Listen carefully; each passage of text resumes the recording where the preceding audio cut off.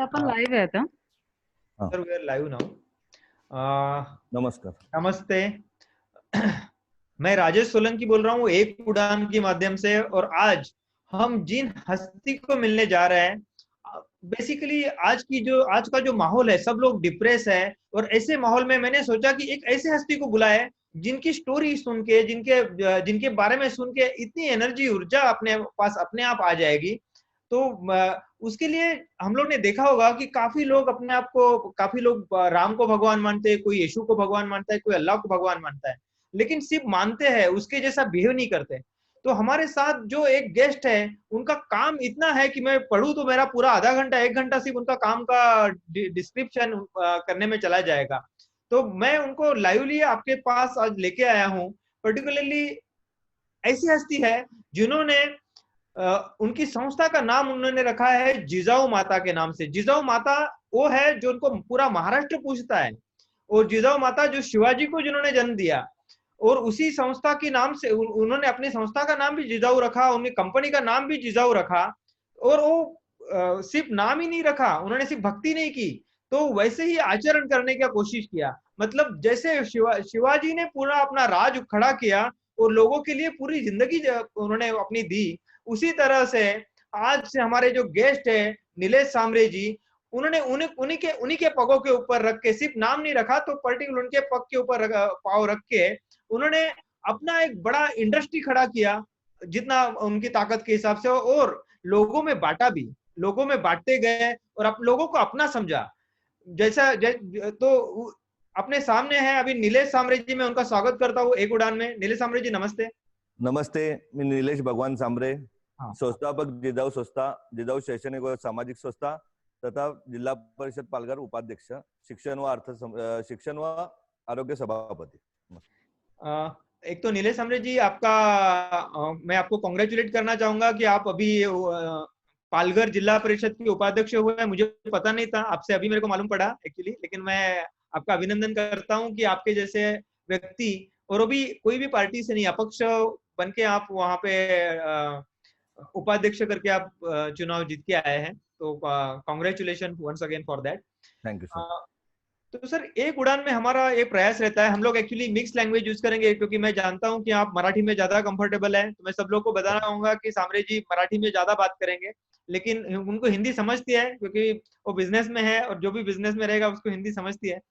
लेकिन मैं हिंदी में सिर्फ इतने बोल रहा हूँ क्योंकि ज्यादा से ज्यादा लोग इनसे इंस्पायरेशन ले सके. तो और मेरे को पता है कि लोग समझ जाएंगे, क्योंकि जो भी सच्चाई होती है, सच्चाई के लिए लैंग्वेज नहीं रुकती है.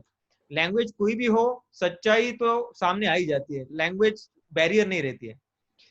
तो नीलेश सांबरे जी, मेरा एक्चुअली आपको बुलाने का पहला मेरे दिमाग में एक क्वेश्चन आया कि आपका बचपन कैसे गया. और एक तो आप बड़े बिजनेस हैंडल कर रहे हैं, काफी हजारों लोगों को आपने रोजगार दिया है, लेकिन एक समय में मैं आपके यहाँ पर आया भी था, आपकी माता जी का जन्मदिन था, और मैं एकदम अमेज रह गया देख के कि 40,000 महिलाएं वहां पे खड़ी थी. मतलब बर्थडे के दिन 40,000 ऐसी महिलाएं आना, ये बहुत बड़ी बात है मेरे लिए. तो मेरे लाइफ में मैं कभी नहीं भूल सकता वो नजरिया, वो माहौल, कि कोई किसी आदमी में इतना लोग प्यार कर सकते हैं, कि इतने लोग किसी भी तरह से आना, ये एक दिन उनका देना बड़ी बात है. आज की तारीख में लोग अपने नजदीकी रिश्तेदार के लिए नहीं जाते हैं, तो इतने बड़े पैमाने पे आए, तो उसके पीछे नेचुरली आपका कुछ तो मेहनत होगा, उनका प्यार होगा, क्योंकि ये तो प्यार से ही हो सकता है. तो मैं जानना चाहूंगा आपका बचपन कैसे गया. मैं आपको जानना चाहूंगा आपके माँ पिताजी के बारे में, उन्होंने किस तरह से आपको बचपन आपका गया, और किस तरह से आपने स्टार्ट किए. पहले बचपन के बारे में बता दीजिए सर. मेरा बचपन जन्म ही झड़पोली नाम के पहले जो जवाहर तालुका था, जवाहर तालुका के झड़पोली गांव में, छोटे से गांव में जन्म हुआ. और छोटा सा 300 लोक वस्ती का गांव है, आज भी 300 लोक वस्ती का गांव है, उसमें जन्म हुआ. मेरे माँ एक सरकारी ऑफिसर की लड़की थी, पिताजी गवर्नमेंट में एसटी में कंडक्टर थे.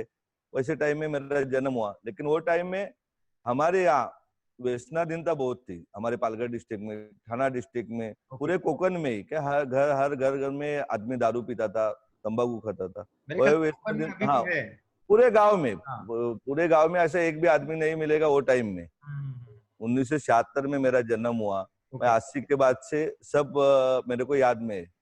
4 साल से। तो वो टाइम में कोई ऐसा नहीं था कि जो दारू नहीं पीता था, वैसा गांव में आदमी ही नहीं था। ओके वही उसका शिकार मेरे पिताजी भी हो गए। ओके। सर्विस में एसटी तो कंडक्टर इसीलिए आप थे। पूछ रहे थे पिताजी को हाँ बताऊं या नहीं बताऊं? हाँ हाँ।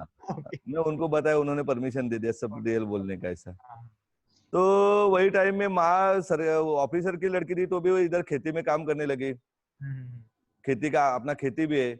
और पिताजी 15-20 दिन काम में जाते थे कभी नहीं जाते थे। और हम्म, पिताजी का दिल बड़ा था। जैसा अभी मैं काम करता हूँ वैसे ही पिताजी का था कि हम्म, उनको उनके साथ में ड्राइवर रहने दो, 2 ड्राइवर रहने दो। बाहर के ड्राइवर लोग रहते थे बस में, उनका खाना भी घर से लेके जाते थे। यानी पिताजी का पूरा पगार उन्हीं के ऊपर ही हो जाता है। कोई मिलता है नाश्ता बिस्ता खिलाने का, रिश्ते वाले मिले उसको फुकट लेके जाने का, लेकिन टिकट का पैसा जेब से देने का।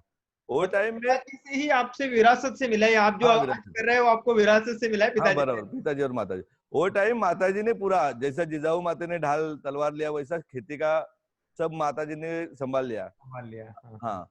क्या हमें वो टाइम में भी उसने सेविंग करना सिखाया कि घास काटने का। और वो टाइम में घास भी हमारे यहाँ जमीन में ज्यादा होता था, उसका पैसा आता था, उसी से एफडी निकालते थे, हम्म, आरडी का अकाउंट निकालते थे, क्योंकि पैसे की बहुत दिक्कत थी।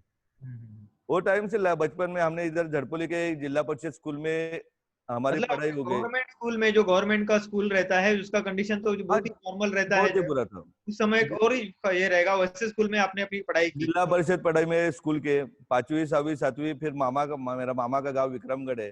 घर हम्म, में भी बहुत बुरी हालत थी, तो भी उधर मामा के यहाँ गया। मामा जी गुजर गए थे, वहां पे भी बहुत गरीबी थी। मामा की भी 2 सिस्टर और मामा मेरे साथ में ही पढ़ाई कर रहे थे। लेकिन गरीबी थे। आजी, हमारे आजी की पेंशन मिलती थी, वो पेंशन के ऊपर हमारा सब चलता था। ओके।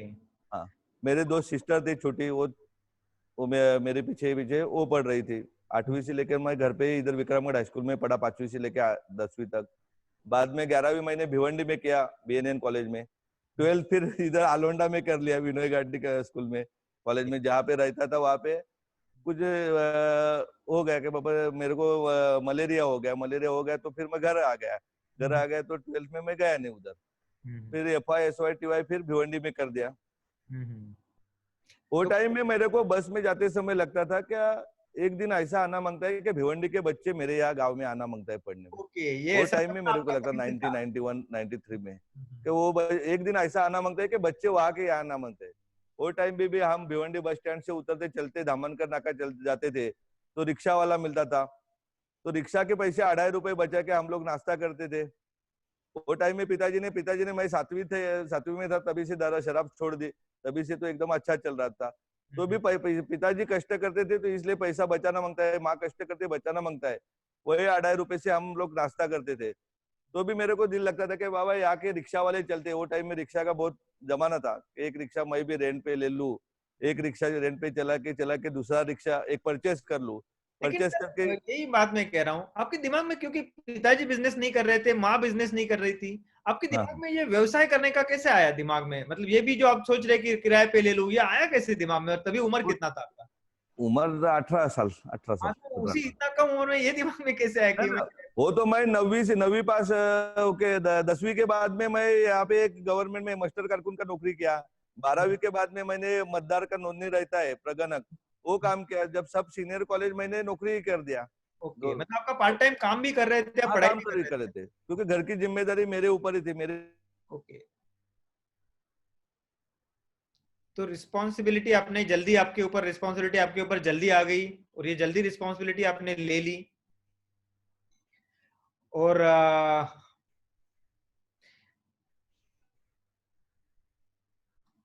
मेरे ख्याल से नेटवर्क का प्रॉब्लम हुआ है सामरी जी के यहाँ पे।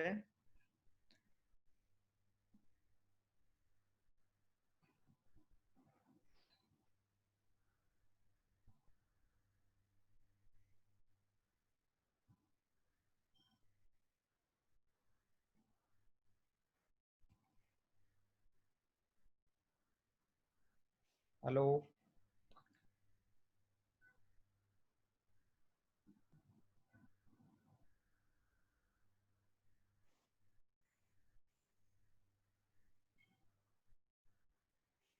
हेलो। सर आपका अनम्यूट कर लीजिए आपको। सर तुम्हें अनम्यूट करा तुम्हाला। हम्म, हाँ। अनफॉर्चुनेटली नेटवर्क का प्रॉब्लम हो गया था, मेरे ख्याल से आपका आवाज नहीं आ रहा था और बराबर। हैंग हो गया था फोन। सर आप बात कर लीजिए अभी आगे में।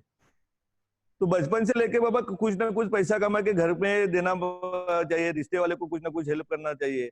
वीट भट्टी का व्यवसाय था कॉलेज के टाइम में मेरा, पत्थर का क्वारी निकाला था। वीट हम्म भट्टी के व्यवसाय में भी गरीब लोग जो वीट लेके जाते थे उसमें से पैसा नहीं आता था हम्म उधारी, लेकिन मैं किसी के घर पे जाता था तो उसका परिस्थिति देख के पैसा नहीं लिया कभी। वो हम्म। बचपन से बिजनेस का आदत लग गई सर्विस के बाद में ही। ओके जब तक ग्रेजुएट में था तभी मेरा अच्छा वीट भट्टी का बिजनेस था। ओके। वीट तो भट्टी। आप बिजनेस का स्टार्ट पर्टिकुलरली ये बोलेंगे कि ईंट का जो भट्टी होता है वो उससे शुरुआत हुआ बिजनेस का। तो बराबर। बाद में फिर आपका नेक्स्ट स्टेप किस तरह से रहा बिजनेस में, पर्टिकुलरली आपका आज की तारीख में आपके कितने एम्प्लॉयज आपके पास काम कर रहे हैं, और ये पहला जो कंस्ट्रक्शन, अभी आपका मेन बिजनेस मेरे ख्याल से कंस्ट्रक्शन का है, तो उसका एंट्री हम्म। कैसे हुआ, किस तरह से आप कंस्ट्रक्शन बिजनेस में गए? कंस्ट्रक्शन में ग्रेजुएशन होने के बाद एक छोटा छोटा 20-20 लाख का 20-20 हजार का स्कूल रिपेयरिंग और कुआ रिपेयरिंग, वेर दुरुस्ती, इनका हम्म। काम ले लिया था। वो टाइम मधुकर राव पिचड़ पालक मंत्री थे, गणेश नाइक जी ने हमें लेटर दिया था कि उनके पास जाओ और एक काम कर मंजूर करके ले लो। वो टाइम में हमने मतलब एकदम शुरुआत छोटे की। छोटे काम, आपने छोटे छोटे कामों से आपने शुरुआत की, छोटे छोटे काम, मतलब आपके पास पहले भांडवल नहीं होगा, पैसा नहीं होगा उस समय उतना कि ये बड़ा बिजनेस या बिजनेस बड़ा कॉन्ट्रैक्ट चालू कर ले, तो आपने बराबर।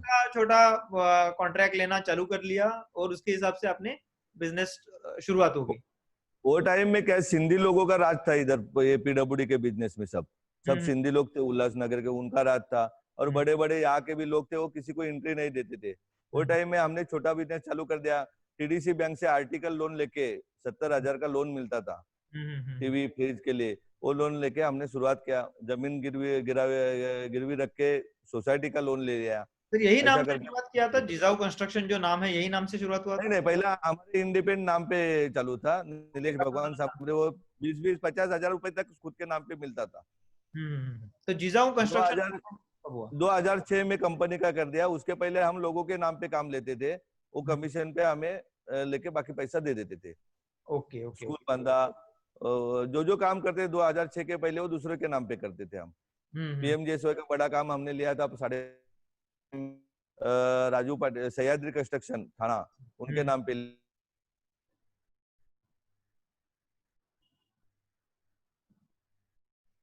हेलो। आपका इंटरनेट बीच बीच में मेरे ख्याल से डिस्टर्ब कर रहा है आपको, नेट कनेक्शन। हाँ, तो पहले आपने दूसरे के नाम से काम लिया और बाद में फिर अपना आपका चालू किया। तो आज सर कितने बराबर। आदमी काम कर रहे हैं आपके पास?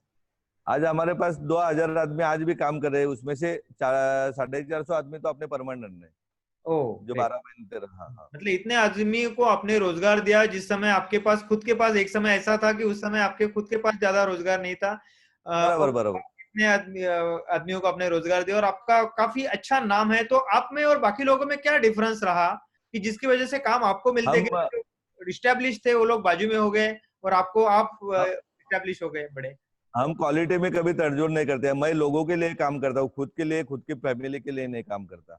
इसलिए मेरे को कुछ भी फर्क नहीं पड़ता है। अभी लॉकडाउन में भी खाली 6 दिन मेरा काम बंद था। 31 तारीख को रायगढ़ का जिलाधिकारी ने परमिशन दे दिया, 1 तारीख को ठाणे और पालघर जिलाधिकारी ने परमिशन दे दिया, और अपना काम चालू है। Okay good. तो मतलब आपको लॉकडाउन का भी कोई असर नहीं हुआ, जिसकी वजह से आपके जो लोग हैं उनको भी कोई तकलीफ हुई नहीं जिसकी वजह से? बराबर बराबर। सर एक्चुअली ये, एक तो आपने बिजनेस किया है ये तो समझ में आता है, लेकिन बिजनेस तो बहुत लोग करते हैं। मतलब हम लोग काफी लोग बिजनेसमैन देखते हैं, जो बड़े बड़े, काफी बड़े बड़े बिजनेसमैन भी देखते हैं, लेकिन जो आपने दिया है, सोसाइटी में बांटा है, जो मैं देखा हूं कि आपने इतना सोशल वर्क किया है, जितने आपने ब्लड बैंक, मेरे ख्याल से 2 लाख से ज्यादा अधिकतर लोगों का आपने कलेक्शन किया होगा अभी तक ऑपरेशन किया है। ब्लड बैंक के फॉर्म में। आपके इधर जो पर्टिकुलर स्पेशली चाइल्ड बोलते हैं, दिव्यांग मराठी में बोलते हैं, दिव्यांग बच्चे, तो 100 दिव्यांग उनका स्कूल बच्चे हैं, उनका स्कूल आपने रखा है, उनका पूरा खर्चा आप उठाते हैं। ऊपर से आप, मैंने देखा कि आप इवन टेरिटरी को भी देखते नहीं है। आप काम, आप भले ही पालघर में हैं, लेकिन आपको चलेगा कि ठाणे में भी काम है, उधर भी किसी को प्रॉब्लम है तो आप उसमें भी उनको हेल्प करेंगे। मैंने आपका सिंधुदुर्ग देखा है से कि आप जलगांव में भी कुछ लोगों को हेल्प कर रहे हैं। तो बराबर। आपका सिर्फ पॉलिटिकल मोटिव नहीं रहा, तो आपको एक्चुअली लोगों, कोई भी आपके पास आए तो आप उसको खाली हाथ नहीं जाने देते, उसको जो अगर प्रॉब्लम है तो उसका प्रॉब्लम सॉल्व करने की पूरी कोशिश करते हैं। अभी भी 15 मिनट पहले एक छोटा बच्चा था, उसका किडनी का प्रॉब्लम था, उसको सायन में एडमिट कर दिया, सायन हॉस्पिटल में। ये वो नहीं तो रोज मतलब चालू है हमारा। ये प्रेरणा जो आपके पास आई, क्योंकि बिजनेस करने के बाद मैंने तो देखा कि आप तो काफी पैसा, आपका मेजोरिटी जो आपका इनकम है ये तो आपका सिर्फ बांटने में जाता है, पर्टिकुलरली ये खर्चे में, ये इतना पैसा खर्चा बराबर। कैसे कर पाते हैं आप? और पर्टिकुलरली लोग जिनको अपना बिजनेस संभालते संभालते मुश्किल हो जाता है। बराबर, मेरे माताजी पिताजी दोनों ने वो आशय दिया है कि बाबा जो कुछ है वो लोगों का है, वो लोगों को देना चाहिए, जिनको जरूरत है उनको देना चाहिए। रिश्तेदारों को, किसी को 2 करोड़ रुपए देगा तो भी वो गाली दे सकता है, लेकिन 2 करोड़ रुपए समाज में 2,000 लोगों को बांटेंगे जिनको जरूरत है, तो वो बहुत बड़ा काम रहता है। जिनका मुंह भी मैंने देखा नहीं रहता है, उनको खाली फोन पे बात हुआ तो हुआ, नहीं तो किसी कार्यकर्ता ने बोला तो भी उनको हेल्प तुरंत मिल जाती है। सर, ये जिजाऊ सामाजिक संस्था जो आपकी है, जो आपको दिमाग में आया कि अभी इस तरह से संस्था अलग से फॉर्म करे और इस तरह से ऑर्गेनाइज तरीके से काम करे, क्योंकि अभी मैं देखता हूं कि आपका व्यवसाय जिस तरह से, बिजनेस जिस तरह से ऑर्गेनाइज है, ऑफिस है, उस तरह से आपका जो सोशल एक्टिविटी है वो भी प्रॉपरली एकदम ऑर्गेनाइज तरीके से ये काम होता है। आपको ब्लड बैंक है तो बराबर। आपके अलग से आदमी है, स्कूल है, कॉलेजेस है, अभी हॉस्पिटल आपका ऑलरेडी स्टेब्लिश हॉस्पिटल है। मतलब ये झाड़ बोली को अपने महाराष्ट्र पे और इंडिया के नक्शे पे उसको लाके रख दिया, ऐसा कुछ उधर कर दिया कि उन लोगों को किधर जाना नहीं पड़ेगा। झाड़पुली आपको बराबर। मालूम भी नहीं था अदरवाइज, पहले आपकी वजह से ये मालूम पड़ गया। और बराबर। तो ये इस तरह से आपका प्रेरणा क्या दिमाग में था कि इस तरह से आप ऑफिशियली इस तरह से संस्था बनाए? आप तो जा सकते थे, कोई पॉलिटिकल पार्टी में भी एंट्री कर सकते थे, और बराबर। आपने कोई पॉलिटिकल पार्टी को नहीं चुना, अपना एक संस्था। इसलिए मैं आपको शिवाजी का एग्जाम्पल दिया, इसलिए मैंने किया कि जरूर नहीं कि बराबर। मैं शिवाजी कह रहा हूँ तो आप शिवाजी महाराज हो गए, ऐसा नहीं, मैं नहीं कह रहा हूँ, लेकिन आपने शिवाजी को उससे दैवत प्रेरणा माना है। लेते हाँ, हैं। शिवाजी को दैवत माना है तो उसके रास्ते पे चलने का कोशिश किया है। तो बराबर। ये कैसे रहा? मतलब आप अपने अपना इंडिपेंडेंट राज, मैं बिजनेस को एक तरीके से बोलता हूँ कि अपना राज खड़ा किया, क्योंकि ये तो राज है बराबर। ना बेसिकली। अपना इंडिपेंडेंट बिजनेस ये इस्टेब्लिश, जैसे कि अपना एक अलग से राज खड़ा किया आपने।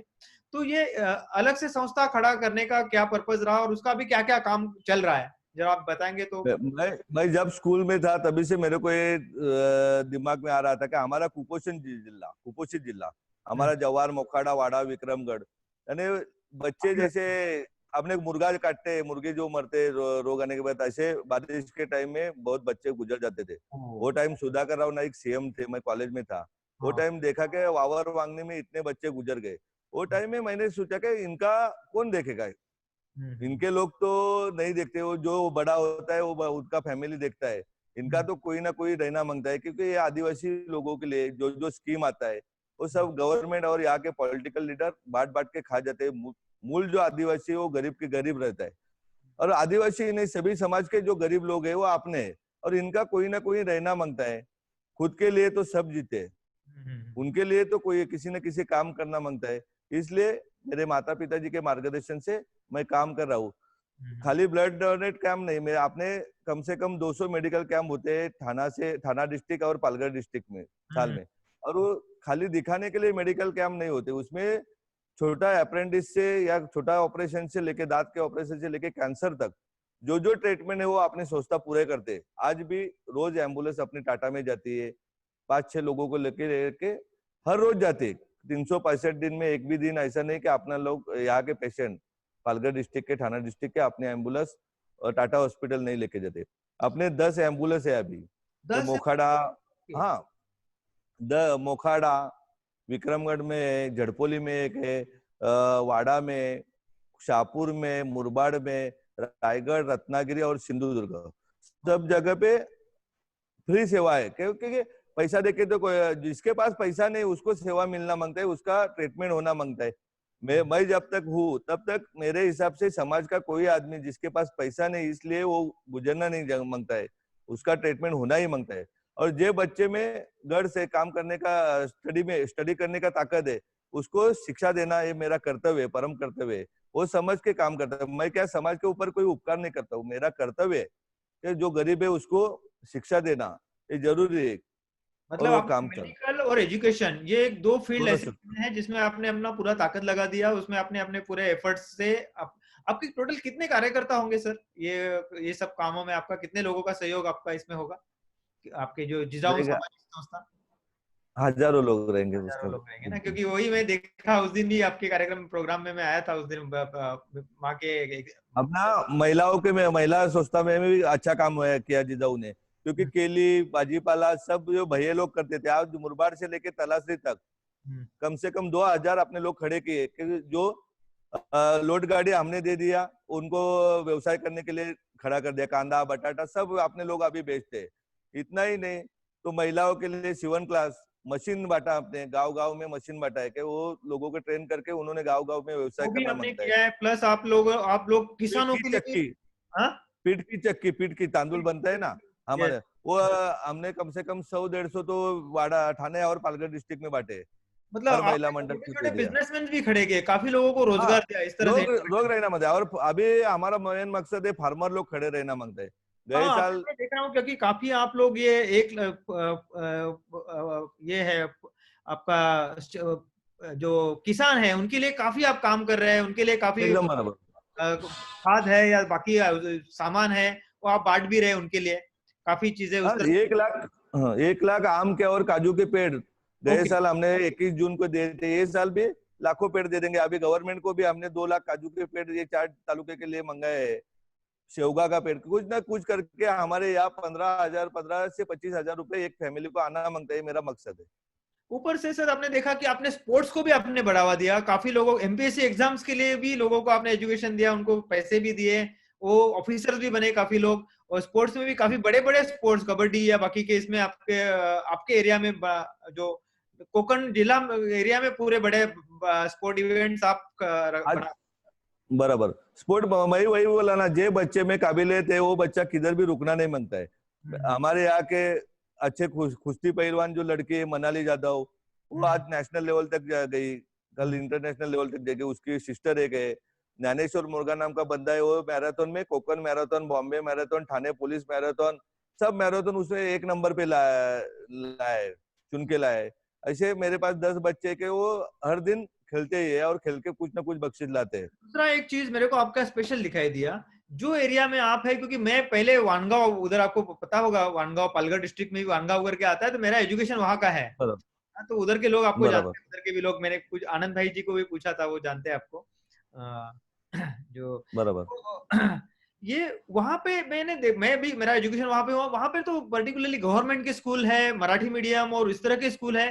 तो ये मेरे को समझ में नहीं है, आपके आपके एरिया में आपने 5 इंग्लिश मीडियम के स्कूल खोल दिए, जबकि जहां पर मराठी मीडियम के क्योंकि स्कूल मेरे, चलना मुश्किल था, उस एरिया में आपने इंग्लिश मीडियम के स्कूल खुलवा दिए और अच्छे तरह से चलाए भी। बराबर आपको याद नहीं होगा, क्योंकि अपने इंडिया में महाराष्ट्र में ऐसे बोगस आदिवासी सर्टिफिकेट लेके लोग बड़े बड़े ऑफिसर हुए, हाँ। अनेक राजस्थान बिहार से लेके। और यस। मूल आदिवासी जहाँ पे है वहां पे वो तो पुलिस होता है, लड़की नर्स होती है, आगे आगे कुछ आगे बढ़ती नहीं नहीं। जाता, बराबर अभी बोल। मैंने मोखाड़ा में 2 जगह पे स्कूल निकाला है, ब्राह्मणपाड़ा नाम का छोटा सा गांव है, खोडाला है, जवार में झाप है, और दूसरा चालतवाड़ में है, और उज्जैनी नाव का वाड़ा में एकदम अंदर गांव है, वहां भी सीबीएसई स्कूल निकाला है। अपना झड़पोली का सीबीएसई स्कूल है जो पालघर डिस्ट्रिक्ट में सबसे बड़ा है, और ये 6 के 6 स्कूल फ्री है। और अभी मैं पालघर जिला परिषद का एजुकेशन सभापति और हेल्थ सभापति होने के कारण 200 सेमी इंग्लिश स्कूल अभी चालू कर रहे हैं जिला परिषद में भी। सर मेरे ये को देखिए, मालूम है आपका बच्चा इंग्लिश मीडियम में पढ़ता है, मेरा बच्चा इंग्लिश मीडियम में पढ़ता है, तो गरीबों का भी बच्चा इंग्लिश मीडियम में पढ़ना चाहिए, क्योंकि गरीबों के पास 50,000 रुपए उनका वार्षिक इनकम नहीं, तो वो कौन सा फी दे सकता है। बराबर बराबर। वो एक जब पढ़ेंगे एक तभी यहाँ की गरीबी जाएगी। एक चीज मेरी आपको, और मेरे को एक्चुअली अचरज होता है, अभी तो ठीक है आपने बिजनेस चालू किया, आपने सोचा भी नहीं था, लेकिन लोगों का लिए काम आपने इतना किया, तो आपको आप पॉलिटिक्स में अपने आप आ गए, आपको मालूम ही नहीं पड़ा, आपको तैयारी भी नहीं करनी, लोगों ने आपको डाल दिया पॉलिटिक्स में, या आप नहीं नहीं, इलेक्शन। लोगों ने नहीं, खाली एजुकेशन और हेल्थ के लिए मैं जिला परिषद में आया हूँ। और हाँ। जब आया तब मेरे को मालूम पड़ गया एजुकेशन हेल्थ तो सुधारना है, यहाँ पे जिला परिषद में बहुत समस्या है। 2004-5 से पानी पुरोठा का जो योजना है वो हम्म, अभी तक पूरा नहीं हुआ है। हम्म। अभी जो लोग पेंशनर है, 5-5 7-7 साल हुआ है, उनको पेंशन नहीं मिला है। वो सब अभी एक एक करके चीज का निपटारा कर रहा हूँ, क्योंकि जो गवर्नमेंट का पैसा आता है वो पैसा रिटर्न जाता है। हमारे डिस्ट्रिक्ट में बहुत पैसा रिटर्न गया है, उसके अगेंस्ट भी मैं हाईकोर्ट में अभी पीआईएल दाखिल कर रहा हूँ, क्योंकि जो पैसा यहाँ पे गरीबी इतना है। हमारे डिस्ट्रिक्ट में आपको मालूम नहीं, आज कोरोना है तो एक लैब नहीं है हमारे डिस्ट्रिक्ट में, आज ही सिविल हॉस्पिटल नहीं है, इतनी अरे बुरी हालत है। कोई लेडी डिलीवरी का पेशेंट रहता है तो डहाणू एक ही सरकारी हॉस्पिटल है कि वहां पे डिलीवरी हो सकता है, ये सच बात है, और जवाहर में होती है, लेकिन बहुत बुरी हालत है। तो इसलिए हम बाबा लोगों ने डाल दिया, हमारा आलोंडा जनरल हो गया, जनरल होके जिला परिषद आ गई, जिला परिषद में वाइस प्रेसिडेंट मिल गया, और मैंने हेल्थ और एजुकेशन समाज के लिए लिया है वो। ओके, मतलब आपका ऐसा भी पॉलिटिकल मोटिव नहीं है कुछ? क्योंकि मेरे को एक हाँ समझ में कुछ। नहीं आया आपका, मैं जब ये देख रहा था, क्योंकि आप अगर आपका पॉलिटिकल मोटिव होता तो आप वही एरिया में काम करते। मैं देख रहा हूँ आप ऑलमोस्ट 10-12 लाख रुपया खर्चा कर रहे हैं जलगांव में, बाद में आप बराबर। यहाँ पे किधर सांगली में भी आपने, जहाँ पे पर्टिकुलरली बाढ़ आई थी, तो काफी लोगों के वहां लिए पे आपने, काफी लोग आपके आपने भेजे उधर, काफी लोगों को ब्लैंकेट बांटे, काफी खर्चा किया, मतलब उधर तो आपका कोई मतलब नहीं बराबर देखा जाए तो। डॉक्टर टीम मतलब वही। सर एक बात सबने सुनने की जरूरत है, ये पॉलिटिक्स, नौकरी और गवर्नमेंट नौकरी और एजुकेशन, ये लोग सेवा करने के लिए रहते हैं, और ये सब लोग सेवा छोड़ के खुद का पेट भरने के लिए काम करते हैं। उसके अगेंस्ट मेरे को उनको दिखाने का है कि खुद के लिए काम करने से लेके लोगों के लिए काम करना बेहतर है, अच्छा है, जो गरीब है जिनको जरूरत है। नहीं तो आज आप देखते हैं मेडिकल सोचता, कोई डॉक्टर होता है तो कोई ना कोई कुछ कारण, कुछ भी, हमारे वाड़ा में हॉस्पिटल है, अच्छा लेडी गई तो भी उसको सीजर करके उनको भेज देते, 70-80 हजार रुपए ये खड्डे में डालते हैं। सही बात है, क्योंकि पॉलिटिक्स अभी में क्या कोई हो गया, सादा वो नगर सेवक, बिजनेस बन सरपंच गया। हो गया, सरपंच बिजनेस हो गया, नगर सेवक हो गया, तो भी खाली पैसे के लिए काम करता है, तो चेंज होना मांगता है। यस यस, ये आपका जो सोच है, मैं पर्टिकुलरली आपका जो एक्चुअली जब एजुकेशन का भी वैसा है, एजुकेशन सेवा इन लोगों ने रखा ही नहीं। बड़े बड़े पॉलिटिशियन बिजनेस लोगों बन ने गया, एजुकेशन हब निकाला और सब पैसा लूटने का, पैसा छापने का एजुकेशन मशीन भी निकाला। बिजनेस बन गया और मेडिकल भी बिजनेस बन गया, और आपने वही अब दोनों क्षेत्र चुना है जिसको आप पूरा ओरिजिनल, एक्चुअली मैं चाहूंगा कि आप हमारा थाना की तरफ भी ध्यान देंगे तो बेटर होगा। पक्का। थाना थाना में भी अपना एमपीएससी यूपीएससी लाइब्रेरी, हमारा 29 लाइब्रेरी, तलासरी से लेके सिंधुदुर्ग के सावंतवाड़ी तक सब कोकण में लाइब्रेरीज है, तो जहाँ जहाँ पे हाँ, वो बच्चे देखा कम मैंने, से कम आपने आकर लाइब्रेरीज सीखना भी चाहिए। पर्टिकुलर एजुकेशन के हिसाब से काफी लाइब्रेरीज आपने खोली, 100 के ऊपर आपने लाइब्रेरीज आपकी खोली है ऑल ओवर महाराष्ट्र। 29 लाइब्रेरीज खुला है, लेकिन उसमें कम से कम 3,000 स्टूडेंट है। मेरे झड़पोली में 150 एमपीएससी के स्टूडेंट है, 100 के ऊपर पुलिस एकेडमी के हाँ, स्टूडेंट है, बराबर। 30 स्टूडेंट अपन ने पुणे में रखा है, एक प्राइवेट क्लासेस लगा के, कोचिंग क्लासेस लगा के, उनको बच्चों को वहां पे रख के उनका भी सब खर्चा संस्था ही कर रही है, 1 रुपया भी किसी के पास से न लेके सब काम कर रहे हैं। सर ये सर मेरे को जस्ट मुझे दिमाग में आ रहा है कि ये संस्था को क्या पूरा आपका बिजनेस से फंडिंग होता है या लोगों से भी आपको भी मदद मिलती है? नहीं नहीं, 100% बिजनेस से ही फंड होता है। सर पूरा आपके हमारे यहाँ क्या फंड होता होता है? है, लोग, हमारे यहाँ क्या होते हैं, लोग गरीबी के ऊपर दो समाज में कोई विवाद लगाते हैं या कोई समाज के नाम पे पैसा गोला करते हैं, यही, और खुद का पेट भरता है। यही मेरे को बचपन से 10वीं से लेकर मेरे को दिल में खट रहा था, किसी के वर्गनी मार के खुद का पेट भरते हैं, तो ये कभी होना नहीं मांगता है।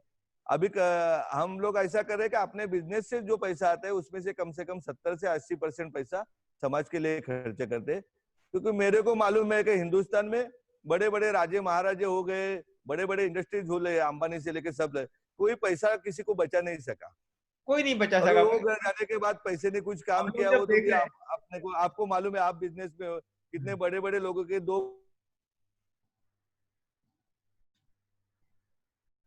रखा है। नहीं कोई परमानेंट नहीं रहता। हम लोग देख रहे हैं टीपू सुल्तान का अभी 7वां या 8वां जनरेशन और ऑटो चला रहा है, मतलब एक टाइम पे बराबर पूरा राज किया था उन्होंने पूरा कर्नाटक में। उनका ये कंडीशन, बराबर कोई पैसा, किसी पैसा चंचल है, किसी के पास परमानेंट रह नहीं सकता है, तो जितना बराबर दे सकता है आप देते हैं। और इसलिए आपका एक्सेप्शन लगा मुझे केस, मैंने बहुत लोगों का देखा, तो कुछ ना कुछ मोटिव रहता है जब देते भी। ऐसे नहीं बोलूंगा मैं कि सभी लोग गड़बड़ करते हैं, सभी लोग है, कुछ लोग, लेकिन हमेशा मैंने देखा विदाउट मोटिव कोई नहीं करता है, बहुत ही कम लोग हैं कि जो विदाउट मोटिव करते हैं। और आपका बाकी का जो काम मैंने देखा वो बिल्कुल, मतलब आपका आपका एरिया छोड़ के भी जहां पर भी आपको, इवन हमारा ये होराइजन का रोटरी का क्लब का कैंप थाना में था, उससे कोई मतलब नहीं था कैंप कहाँ पर है, आपने तुरंत बोला कि भाई हम करेंगे, आप अच्छा काम करो तो हमारा भी संस्था की तरफ से जो लोग आना चाहेंगे जाएंगे। मतलब ये जो चीज है, ये जो आपका सोच है, बराबर ये आपको अलग बनाती है बाकी बिजनेसमैन से और बाकी पॉलिटिशियंस जो बोलूंगा मैं उनसे अलग बनाते हैं, क्योंकि मैं आपको पॉलिटिशियन करके मानता ही नहीं हूँ। ये तो मुझे आज मालूम पॉलिटिशियन पड़ा है ही कि नहीं, आप, मैं, मेरे को हाँ पॉलिटिशियन अच्छा लगता भी नहीं हाँ, पॉलिटिक्स, मैं तो, मेरे को मालूम क्योंकि ही नहीं था कि आप ये जिला परिषद में वाइस प्रेसिडेंट चुने गए हैं, ये भी मुझे पता नहीं था। मैं तो आपको ऐसे बिजनेसमैन बराबर करके जानता हूँ। बराबर। That is good. लेकिन अभी जो हमारा पालघर जिला परिषद है, अभी 170 कोटी रुपए रिटर्न गए। मैं आपको 5 साल में दिखाऊंगा कि पालघर जिला परिषद महाराष्ट्र में नहीं, देश के पहले 3 में रहेगी। ऐसा सर काम मैं करेंगे। आपको रिक्वेस्ट करूंगा कि आपको पॉलिटिक्स में रहना चाहिए, और आपके जैसे लोग पॉलिटिक्स में रहेंगे तो लोगों को भी लेकिन फैलाइए। बहुत गंदे लोग हैं ना, जिनको अपन खड़ा करते हैं, बड़े करते हैं, वो अपने पाव के ऊपर रखते हैं, और वो मेरे दिल के विरुद्ध है, स्वभाव के विरुद्ध है। जितना हम लोग कर सकते हैं हम अपना। और स्वार्थ लोग रहते हैं, जिस समाज के में जन्म लेते, जिनके नाम पे चुन के आते, उनका काम नहीं करते, उनको बरोटना काम करते, लूटना काम करते, वो मेरे को अच्छा नहीं लगता है सर। सर आपका जो अभी तक का सक्सेस है, उसमें आप किसको देना चाहेंगे? मतलब या माँ पिताजी को देना चाहेंगे, अपना टैलेंट के ऊपर देना चाहेंगे, या बाकी सब लोगों को भी आप उसमें? माँ पिताजी तो है ही, आपको तो मालूम है, मेरा पूरा फैमिली है, मेरे बच्चे, मेरी मैं बीबी, आपका व्हाट्सएप स्टेटस के ऊपर मेरी भी आपकी माँ सिस्टर, दो पिताजी दो सिस्टर है, उनके बच्चे, और पूरा समाज है कि जो उनके आशीर्वाद से ही सब चलता है। हैं।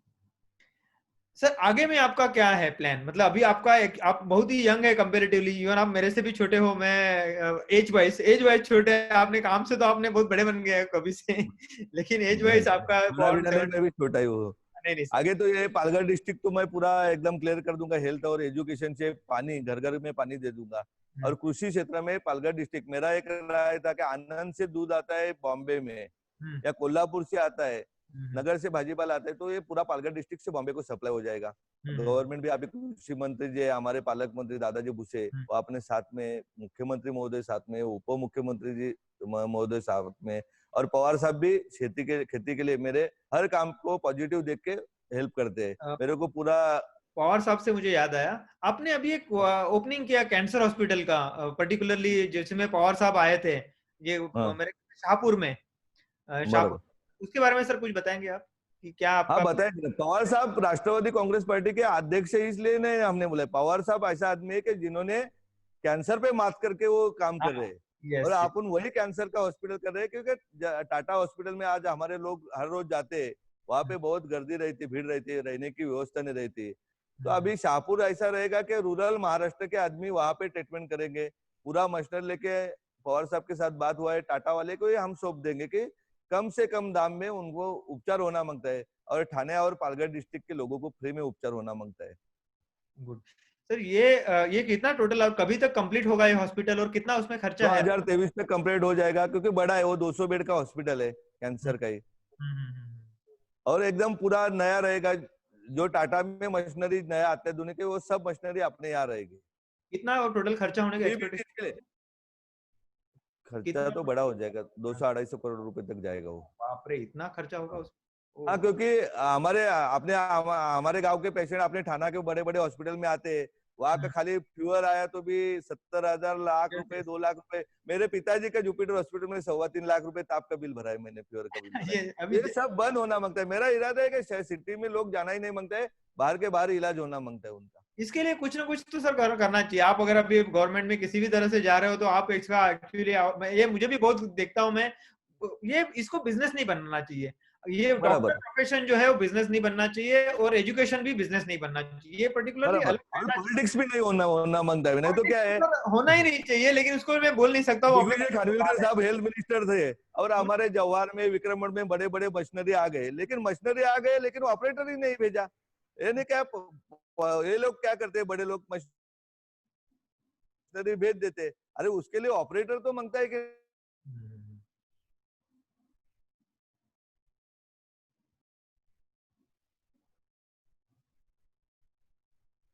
आपका आवाज थोड़ा सा ब्रेक हुआ है। सर आपका। वापी में जाना पड़ता है, ये नहीं जाना मांगता है। तो आपका आवाज बीच में ब्रेक हो गया था फिर से। हम्म। सर और एक था, अभी जैसे आप जिला परिषद के उपाध्यक्ष है, तो ये अभी जो प्रॉब्लम चल रहा है, कोरोना वायरस का जो प्रॉब्लम है, कोविड का जो प्रॉब्लम है, उसको किस तरह से टैकल कर रहे हैं? उसमें लोगों को आपने किस तरह से, आपकी संस्था के तरफ से या जिला परिषद की तरफ से किस तरह से एक्शन हो रहा है? हमारा जिला परिषद का हेल्थ विभाग एकदम अच्छा काम कर रहा है। अगदी वसई विरार में भी जब पेशेंट निकला, तो हमारा जिला परिषद का सब हेल्थ डिपार्टमेंट वहां पे था, क्योंकि हम्म, वसई विरार महापालिका 25 लाख लोगों का है, लेकिन वहां पे एक भी हॉस्पिटल नहीं था। पूरा जिला परिषद का डॉक्टर वहां पे भेज दिया हमने। ओके। और अभी भी रूरल में एक पेशेंट मिला तो सब जिला परिषद या बाकी भी हेल्थ के हमारे जिलाधिकारी साहब एक ठीक तरह से ध्यान देके काम करते हैं। अगले हमारे जिला परिषद के सीओ भी अच्छे तरह से काम कर रहे हैं। कोरोना के ऊपर हम लोग भी पूरा उनको कोऑपरेट करते हैं। आप बोलो हम लोग आपके साथ में खड़े हैं, आप जो बोले वो काम हो जाएगा। थोड़ा थोड़ा उसमें भी गलत लगता है, कोई एक ऑफिसर है कि वो उसमें भी पैसा कमाने का सोचता है। अभी मैं 2-4 दिन में कलेक्टर साहब के राइटिंग में उनका कंप्लेंट करने वाला हूँ, क्योंकि जो खाना आता है कोरोना के लिए लोगों के लिए, कोई मशीनरी आता है उसमें कमीशन खाते हैं, वो बहुत बुरा लगता है। क्योंकि इस टाइम में हमारे कलेक्टर साहब अभी तक 2 महीने में घर पे नहीं गए, सीओ नहीं गए, ओ। सब लोग यहाँ पे, डीएचओ नहीं गए, सब लोग यहाँ पे पालघर में, पालघर छोड़ के कोई नहीं गए, एसपी भी नहीं गए। और ये पोजीशन में कोई ऑफिसर उसमें दलाली करके पैसा खाता है, वो बहुत बुरा लगता है। कि कुछ तो आदमी की सोच रहना मांगता है कि ये टाइम में आदमी पैसा कुछ काम नहीं करता है, सब देख रहे हैं तो भी करते, तो भी यहाँ के लोग सब अच्छी तरह से काम कर रहे हैं। जिजाऊ संस्था गरीबों के लिए अनाज बांट रही है। 1 लाख फैमिली को 15 दिन का अनाज बांटने का हमारा कार्यक्रम था। 60-70 हजार लोगों के पास गया होगा, ये महीने में 1 लाख पूरे हो जाएंगे फैमिली, गरीब फैमिली। मतलब एक तरह से आपका जो पूरा डिस्ट्रिक्ट है, पालघर डिस्ट्रिक्ट कंट्रोल में है, उसमें ज्यादा होगा नहीं, आशा करते हैं हम लोग कि वहां पे कंट्रोल में रहेगा। और जो तो पूरा प्रशासन है पूरा चुस्त है, वहां पे तकलीफ नहीं होगा किसी को। और आप वहां पे है तो मुझे पूरा आशा है कि वहां के लोग, पर्टिकुलर मुझे भी बहुत अटैचमेंट है। मैं चूसने मेरा नहीं दूंगा किसी ऑफिसर को, जो चूसेगा उसका पूरा कलेक्टर साहब को बोल के रस निकाल दूंगा, वो टेंशन मत ले लो। और यहाँ पे नहीं हुआ तो पवार साहब के पास जाके बैठूंगा। मतलब वहां पे पूरा प्रशासन सही से है भी और सही से काम होगा, इसका तो आप आश्वस्त कर रहे हैं सब जनता को। 95% प्रशासन एकदम ठीक तरह से प्रशासन काम करे। 2-5% लोग टक्केवारी में पैसे खाते हैं, लेकिन वो निकाल देंगे हम बराबर। सर आपको क्या लगता है कि अभी ये नए जो बिजनेसमैन है या जो नया बिजनेस करते हैं, उनके लिए आप क्या संदेश देना चाहेंगे कि क्या करना चाहिए? मतलब मैं सिर्फ आपके डिस्ट्रिक्ट के लिए बात नहीं लोग कर रहा हूँ, मैं पूरा इंडिया के बराबर, लोगों के लिए बात कर रहा हूँ। लोगों ने काम करना मांगता है। बच्चे लोगों ने अभी मेरे हिसाब से 12वीं के बाद में सब लोगों ने बिजनेस आना मांगता है, मन में आना मांगता है। अभी मैंने यहाँ पे हमारे एक 30 एकड़ का जमीन है, बड़ा एकड़, वहां पे मैं मुर्गी का पोल्ट्री डाल रहा हूँ, अंडी देने वाला पोल्ट्री डाल रहा हूँ, भैंस का तबेला डाल रहा हूँ। क्योंकि मैं खुद शुरुआत करने वाला हूँ, मच्छी का पॉइंट निकाला है, उसमें मच्छी छोड़ रहा हूँ। क्योंकि मेरे हिसाब से मेरे को पालघर डिस्ट्रिक्ट में एमआईडीसी से ज्यादा खेती में काम करके वहां पे उत्पादन निकाला, भाजीपाला बीजीपाला मैं खुद लगाने वाला हूँ। और सबको मेरा यही राय है कि कोरोना ने ये सिखाया है कि कुछ भी करो, लेकिन खाने का चीज जो है वो बनाएंगे तो 100% खत्म हो सकता है, संपू शकते। कारण दूध तर प्रत्येकाला लागतं, भाजीपाला लागतोय, अंडे लागते, मुर्गी लागतात, त्याच्यामुळे मासे लागतात। त्यामुळे या गोष्टीचं उत्पादन प्रत्येक उद्योजकांनी करण्याचा प्रयत्न करावा। आणि आपल्या बाजूला 2.5 ते 3 कोटी लोकसंख्या आहे का ज्यांना जे काहीच कमावत नाही, तांदूळ पिकवावे, म्हणजे भात पिकवलं तरी पण ते संपलं जाईल। आणि उद्योजकांना ते काय कुठलाही व्यवसाय करताना आपण न लाज बाळगता, शेती राहू दे, उद्या नाव्याचं दुकान राहू दे, सोनाराचं दुकान, जे जे व्यवसाय मिळेल, जे परप्रांतीयांनी केले होते ते आता आपण करायला, काय कुठलाही व्यवसाय करायला लाजू नये। परवाच मी सांगलीमध्ये एका विटा तालुक्यामध्ये गेलो होतो, तर तिथल्या तालुक्यातील सर्व लोक आज सोनार आहेत। ते जातीने धनगर आहेत, मराठा आहेत, कुणबी आहेत, दलित आहेत, पण ते सोनार म्हणून आज देशामध्ये नाही जगामध्ये आहेत। त्या प्रकारे आपल्याकडे पण प्रत्येकाने उद्योग केला पाहिजे, कामधंदा केला पाहिजे, काही ना काही करून चांगल्या मार्गाने 100 रुपये काने आपल्या घरी आले पाहिजे, ते प्रत्येकाने पाहिलं पाहिजे। ये एक एक तरीके से आप कहना चाहते हैं कि लोगों में एंटरप्रेन्योरशिप आनी चाहिए, लोगों ने अपना व्यवसाय खुद का करना चाहिए, या तो उनके दिमाग में जो भी काम करे वो अपना समझ के करना चाहिए। बिजनेस क्या होता है, जो काम है इवन दूसरे के लिए भी करो तो अपना समझ के करो तो वो बिजनेस हो जाता है, ऐसा मेरा मानना बराबर, है। तो दूसरे के लिए भी बराबर, करो, बराबर, पूरी ताकत और पूरे लगन से करो तो आपका हो गया। और जिसने अपना काम को अपना समझ लिया वो बिजनेसमैन हो ही गया, फिर वो किसी के लिए काम कर रहा हो नहीं कर रहा हो उससे कोई मतलब नहीं है। बराबर। आप मैंने बिजनेस करते समय अपन प्रत्येक बिजनेस मैंने ध्यान में रखता है, अभी आप भी कैसा समाज के लिए काम करते हैं, कुछ ना कुछ समाज के लिए काम करना है तो थोड़ा बिजनेस ज्यादा करने का है। लेकिन समाज में जो गरीब है के युवा है उनको बिजनेस देना अपना ड्यूटी है, उनको अच्छे रास्ते पे लाना अपना ड्यूटी है। तो सबके लिए काम करना मांगता है, और जो अपना बिजनेस करते हैं उस पर ध्यान देना मांगता है पूरा, जो कौन सा भी बिजनेस रहने दो। यस यस अभी और मेरे इथिकल हिसाब करना से चाहिए। जब से मैंने बिजनेस चालू किया है तभी से मैं 6 घंटा कभी सोया नहीं, ओ पूरा दिमाग में बिजनेस से रहता है। ओ ठीक है। नीलेश। अभी भी कोरोना चालू है, कोरोना में भी मैं हर मंगलवार शुक्रवार फ्राइडे जिला परिषद में जाता हूँ, बाकी 5 दिन में काम करता हूँ, एक भी दिन मैं घर में नहीं बैठा हूँ। ओके, मतलब पूरा काम आपका, काम में कुछ भी स्टॉप नहीं हुआ है जिसके लिए आपको लॉकडाउन का भी कोई आपके बिजनेस को भी असर नहीं हुआ। सर हाँ, हर बिजनेस में कुछ उतार चढ़ाव होता है, आपका कुछ ऐसा एक्सपीरियंस रहा है कि जो ऐसा कभी आपको लगा होगा कि ये सब बंद कर दूं और छोड़ दूं, ऐसा कभी ऐसा लगा या ऐसा? 2013 में 2013 में मनोरवाड़ा भिवंडी के टोल आंदोलन में हमारे ऊपर झूठी केस हुई और हम लोगों को अपूर्ण इनकम्प्लीट रोड था, आज भी इनकम्प्लीट रोड है। अभी तो टोल बिल गवर्नमेंट के आग बंद खुले और उन्होंने टोल बिल बंद कर दिए।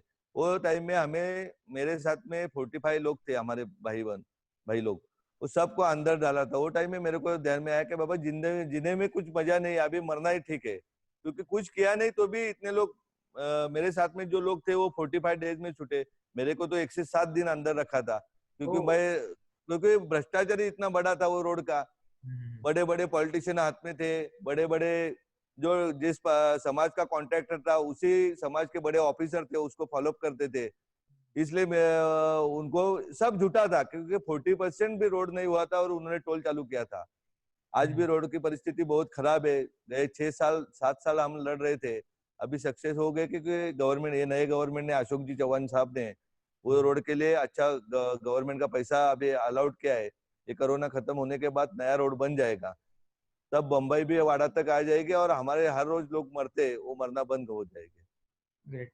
नीलेश जी, आपने बहुत अच्छी तरह से बताया हमको। आपसे बात करने से मुझे भी बहुत एनर्जी मिली और हमको एक्चुअली आप एक पर्टिकुलरली आदर्श है सभी समाज के लिए। और आपका लैंग्वेज क्या बैरियर था, आपने पूरा कोशिश किया कि हिंदी में बात करें, क्योंकि आप बराबर। मराठी में बहुत कंफर्टेबल है, बहुत अच्छी तरह से बात करते हैं, मैं जानता हूँ। मैं पहला बोला ना कि हमने ये रूरल एरिया में 2000 गाड़ी दिया है, जो भैया गाड़ी चलाते थे, और हाँ, वो लोगों को हिंदी बोलना सिखाए। तलासरी के ब्रिज के नीचे जाओ आप, अपने जिजाऊ की गाड़ी है, आशा हम्म, उद्योग, मेरे माँ के नाम से उद्योग निकाला है। हम्म, आप मुखाड़ मुरबाड़ में जाओ, आप भिवंडी से पड़गा रोड पे जाओ, किधर ना किधर गाड़ी अपना आशा उद्योग की दिखेगी, उनको हिंदी बोलना सिखाए। तो मेरा भी आज जरूरी था कि हिंदी अच्छी में तरह से आपने बताया, आपको बोला लोगों तो को बोला प्रेरणा दी। करेंगे। और मुझे पूरा आशा है, विश्वास है कि आपके जैसे उद्योजक और आपके जैसे लोग समाज में है, इसके लिए समाज अभी भी टिका हुआ है। इंडिया में अभी भी लोगों के लिए, दूसरों के लिए सोचते हैं। और आपके जैसे लोग जितने ज्यादा हो गए, उतना ही अपना हेल्थ सिस्टम जो है वो सुधरेगी, अपना पॉलिटिक्स भी क्लीन होगा और लोगों के लिए अच्छा करने के। और जो पर्टिकुलर यंग जनरेशन है उनको डायरेक्शनहीन है, उनके लिए प्रेरणा नहीं है कुछ कि क्या, उनको हमेशा दिखता है कि सब गलत चल रहा है। तो एक कुछ तो आशा का तारा दिखाई देगा कि भाई ऐसे भी लोग हैं जिनकी वजह से अपने को उस डायरेक्शन में चलना चाहिए, लोगों के लिए कुछ करना चाहिए। और अ, अप, बिना कोई गलती करते हुए बिजनेस करना चाहिए, मतलब कोई सचोटी से, मैं बोलूंगा सचोटी से बिजनेस करके हुए लोगों में जो अपने पास है वो भी बांटना चाहिए। तो आप पक्का एकदम। और रिजल्ट मिलता है ना, मैं अपने लाइब्रेरी से 82 बच्चे गवर्नमेंट जॉब में लगे, डेप्यूटी एजुकेशन ऑफिसर्स लेके, इनकम टैक्स में, नगर विकास में, कोर्ट में, सब जगह पे अच्छे अच्छे लोग लगे। पुलिस एकेडमी से 13 बच्चे 2018 में ही लगे, अभी भर्ती हुआ नहीं है, और रिजल्ट अच्छा मिलेगा। मैं आपको बोलता, 2 बच्चे मेरे यूपीएससी में मेन तक जाके आए हैं। हो, मैं आपको बता देता हूँ आज के दिन में क्या, 5 साल में अपने जिजाऊ सोचते कि कम से कम 5 आईएएस ऑफिसर रहेंगे, सुपर आईएएस, ग्रेट ग्रेट जो ग्रेट। जिलाधिकारी काम करेंगे, और वो काम सोचते जैसा ही काम करेंगे, और कम से कम 25 एमपीएससी ऑफिसर रहेंगे जो आपके 5 अंडर लेवल। से गए हैं, आपने उनके संस्कार भी वैसे तरह से डाले होंगे, तो हाँ नेचुरली। बराबर। हाँ, तो मेन तो वही है, लोगों को संस्कार देना। आपका जो टारगेट आपने किया है स्कूल कॉलेज, जो उसका पर्पस तो वही है ना कि हम लोग अगर प्रॉपर संस्कार देंगे, अगला जनरेशन अच्छा होगा, अगला जनरेशन अच्छा बराबर, होगा तो देश का भला होगा। तो एकदम 100%। Neeraj ji, thank you very much. आप आपका समय इतना टफ रहता है, आपका टाइम इतना कंटिन्यूअसली आप बिजी रहते हैं, उसके बावजूद आपने अपना टाइम निकाला, मैंने आपको रिक्वेस्ट की और आप आए, और सही टाइम पे भी आए। जनरली मैं देखता हूँ कि लोगों के लिए बहुत डिफिकल्ट रहता है टाइम पे आना, उसके बावजूद आप टाइम पे आए। और खुद मुझे पता है कि भाई अपने को राइट टाइम चालू करना है, क्योंकि हम लोग ने अनाउंस किया है तो उसी समय चालू होना चाहिए, आप उसके लिए बहुत पर्टिकुलर थे। तो thank you very much for giving thank your you Rajesh ji. Time. Thank you thank you sir. Rajesh ji, आपने मौका दिया, और मैंने जो टेढ़ा मेढ़ा हिंदी में बात किया। और पक्का जो लाइव सुन रहे हैं उनको एक दिन झड़पुली आने के लिए आप, मैं विनती करता हूँ कि यहाँ पे सीबीएसई स्कूल है, हमारा 50 बेड हॉस्पिटल है, 100 से ब्लाइंड और मतिमंद बच्चे, 150 एमपीएससी के बच्चे, और सब फ्री में पढ़ रहे हैं। वो देखने के लिए किसी किसी न किसी दिन जब वक्त मिलेगा तो सबके लिए यहाँ आना है, ये विनंती जरूर सर, करता मैं हूँ। चाहूंगा कि ये सिटी के लोग आके देखें झाड़पुली और आजू बाजू के जिस तरह से आपने काम किया है, और वो पर्टिकुलरली देखने लायक है। और उसी बरोबर तरह से काम बाकी जगह पे भी हो सकता है, किया जा सकता है। तो बराबर sir. Thank you very much. Thank you sir. हम लोग ये ओके. अपना आज का सेशन क्लोज करते हैं। थैंक्स। Thank you sir.